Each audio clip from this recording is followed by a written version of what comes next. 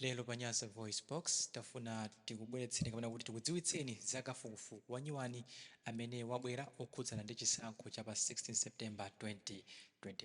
Tonse tikudziwa ndithu kuti bungwe la Institute for Public Opinion and Research adanena kuti apita Mutharika ndi amene akutsogola ndi 41%, Chakwera kumabwera mbuyomu ndi 31%. Koma lero Shyley Kondowe atulutsa kafukufuku wawo amene akuonetsa kuti Chakwera akutsogola ndi 55%, apita Mutharika nkumabwera mbuyomu ndi 34.8% ya mavoti kuti ati Malawi titavota lero ndi mmene zinthu zitakhalire. Ndi ambiri mwa inu nkumafunsa kuti kodi Shyley Kondowe ndi ndani, nanga kafukufuku ameneyu adakachitira kuti, nanga funso limene amafunsa funso la mtundu wanji ndipo cholinga chawo chinali chiyani. Shyley Kondowe alemba apa kuti iwowa ndithu ndi mzika ya dziko lino la Malawi, ndipo iwowa adalembetsa kuti pa chisankho cha pa 16 September akavota nawo, ndipo kafukufuku wawo akuti anapangitsa kuyambira pa 1 September kufikira pa 8 September chaka chino cha 2025.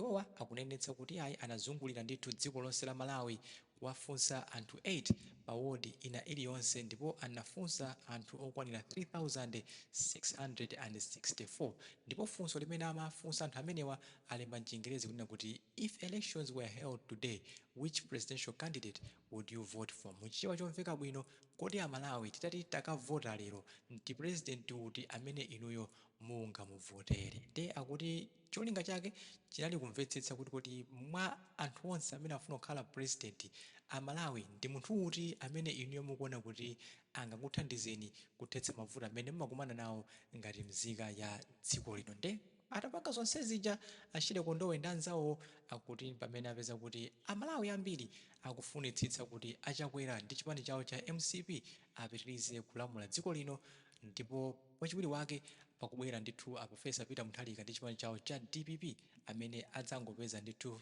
34.8%. Nde tikapanga breakdown ya mzigawo akuti ndithu alemba pamalizatsi ake kunena kuti ku chigawo cha kumpoto kumeneko Chakwera akutsogola ndi 46.8%, apita Mutharika nkumabwera mbuyo ndi 30%.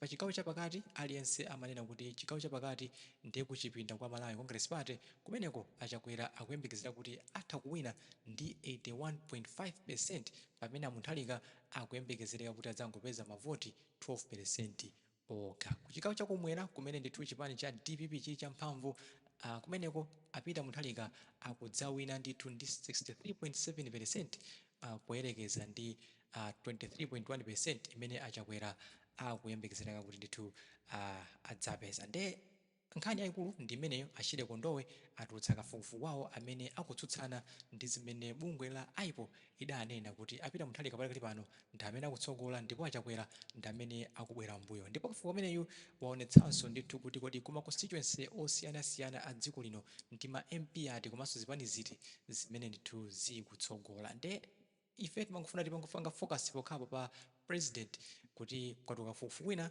amene akutsutsana ndi zimene Amalawi ambiri mwakhala mukumva. Nde nkhani ndi imene Amalawi timati musanachoke mutiuze inuyo kuti kodi mkulu ameneyu wapanga kafukufuku olondola kapena inuyo mudakalibe nganganga kukhulupirira kafukufuku wa IPO, kapenanso mwina zama kafukufuku mwina inuyo simapanga nawo, inu voti yanu mwasunga ili mu mtima ndipo mukaona omuvotera pa 16 September 2025. Mutiuza in the comment section below pompano pa Nyasa VoiceBox.